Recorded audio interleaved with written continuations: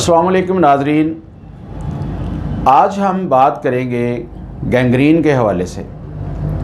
Gangrene क्या होती है, इसकी कितनी अक़साम होती हैं, इसकी वजूहात क्या होती हैं, इसकी अलामात क्या होती हैं। फिर ये है कि गैंग्रीन के मर्ज़ के दौरान एहतियाती तदाबीर क्या अख्तियार करनी चाहिए। उसके बाद हम देखेंगे कि होम्योपैथी में इसका इलाज किस तरह किया जाता है।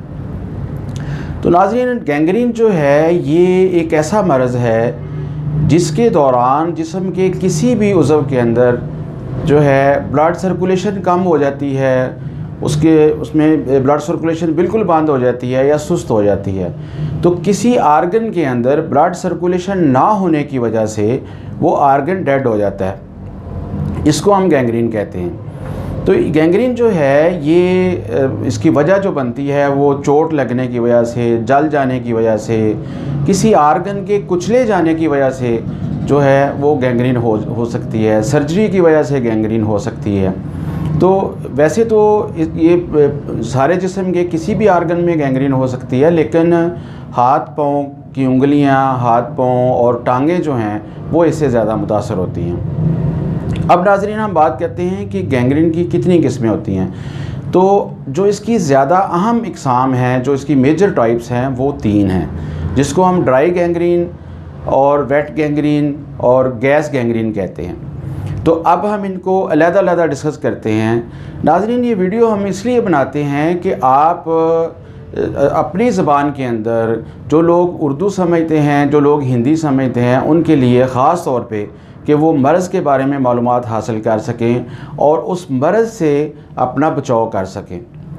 तो नाज़रीन, ड्राई गैंग्रीन जो होती है ये किसी बैक्टीरियल इन्फेक्शन की वजह से नहीं होती। इसके दौरान जो है वो स्किन जो है उसके ऊपर सलवटें पड़ जाती हैं, झुर्रियाँ पड़ जाती हैं। स्किन का कलर जो है वो स्याही माइल भूरे रंग का और जामनी कलर का हो जाता है और ये बड़ी आस्ता ये फैलती है। ड्राई गैंग्रीन जो होती है, ड्राई गैंग्रीन से वो लोग ज़्यादा मुतासर होते हैं जिनको शुगर होती है या उनकी खून की नालियाँ जो होती हैं वो किसी वजह से उनके अंदर ब्लड सर्कुलेशन नहीं होती या उन नालियों के अंदर खून का बहाव जो है वो प्रॉपर तरीके से नहीं हो रहा होता। तो जब किसी आर्गन के अंदर खून की गर्दिश रुक जाती है या ब्लड सर्कुलेशन नहीं हो रही होती तो उसके अंदर गैंग्रीन हो जाती है।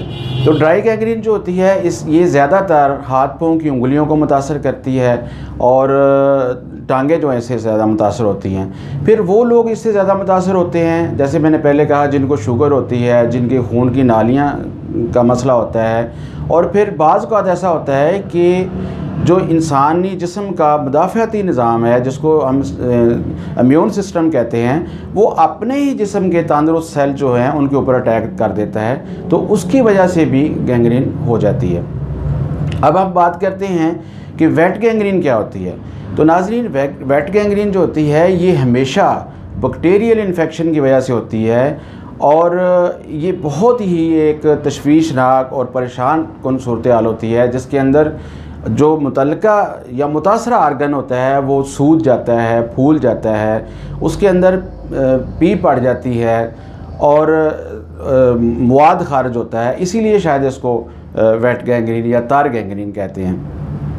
तो ये जो वेट गैंग्रीन है ये ज़्यादातर उन अज़ा के अंदर होती है जिनमें बलगमी झिल्लियाँ बहुत ज़्यादा होती हैं, जो म्यूकस मेम्ब्रेन जिनके अंदर बहुत ज़्यादा होती हैं, जैसे इंसानी जिस्म के लंग्स हैं और आंतड़ियाँ हैं और रहम की गर्दन है, फ़ीमेल सेक्सुअल आर्गन्स हैं और आंतड़ियाँ हैं, जैसे हर्निया के दौरान आंतड़ियों में गैंग्रीन हो सकती है। तो नाज़रीन, इसके बाद आ जाता है गैस गैंग्रीन। तो गैस गैंग्रीन जो है ये क्लोस्ट्रीडियम जो बैक्टीरिया होता है उसकी वजह से ये होती है। तो इसी वजह से इसको मायोनेक्रोसिस भी कहते हैं, इसको क्लोस्ट्रीडियल मायोनेक्रोसिस भी कहते हैं। तो ये बैक्टीरिया जो होता है ये एक जहरीली अफूनत जो होती है वो बॉडी के अंदर छोड़ता है।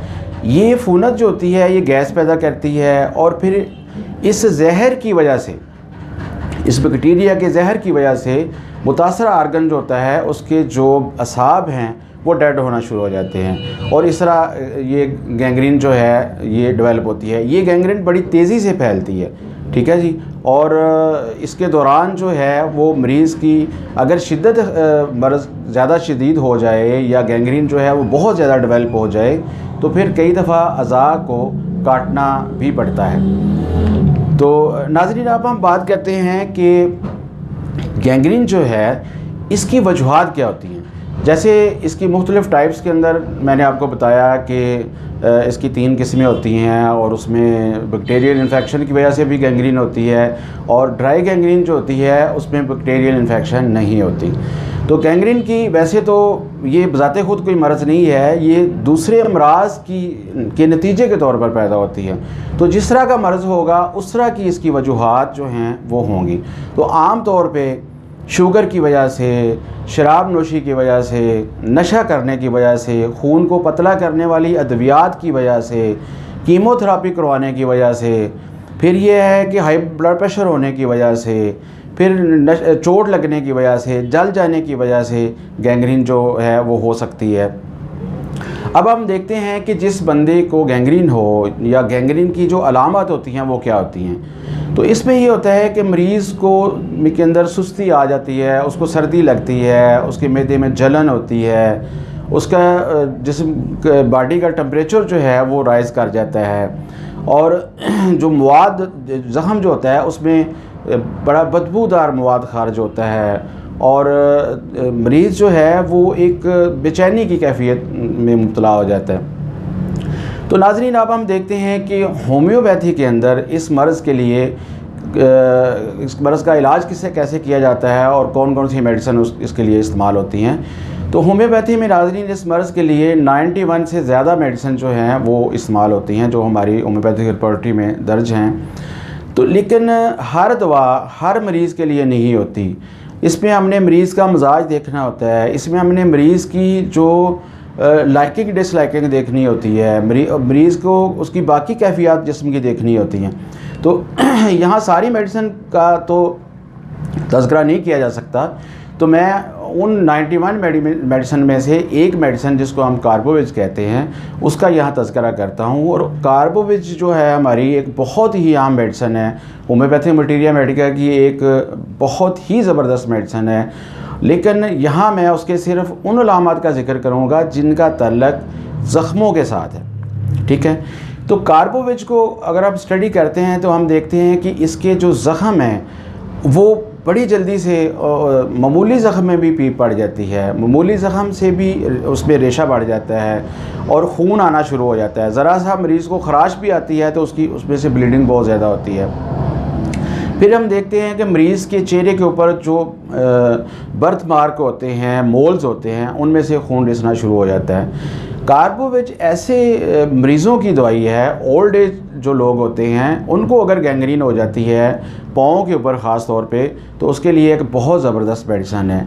कार्बोविज ऐसे ज़ख़्मों के लिए जो पुराने ज़ख़म होते हैं वो दोबारा से फूट पड़ते हैं और सर्जरी के बाद या चोट के बाद जो ज़ख़म जब हील अप हो जाता है तो बाज़ का तो उसके किनारे जो हैं वो बढ़ जाते हैं, क्लॉइड्स वगैरह जिसको कहते हैं। तो इसके लिए कार्बोविज बहुत ही ज़बरदस्त मेडिसिन है। फिर हम देखते हैं कि किसी कीचड़ के चुभ जाने की वजह से, किसी नोकदार चीज़ के चुभने की वजह से जो ज़ख़म होते हैं, सुई चुभने की वजह से जो ज़ख़म होते हैं, फिर मछली का कांटा चुभने की वजह से जो ज़ख़म होते हैं, उनके लिए कार्बोविज जो है वो बहुत ज़बरदस्त रोल अदा करती है।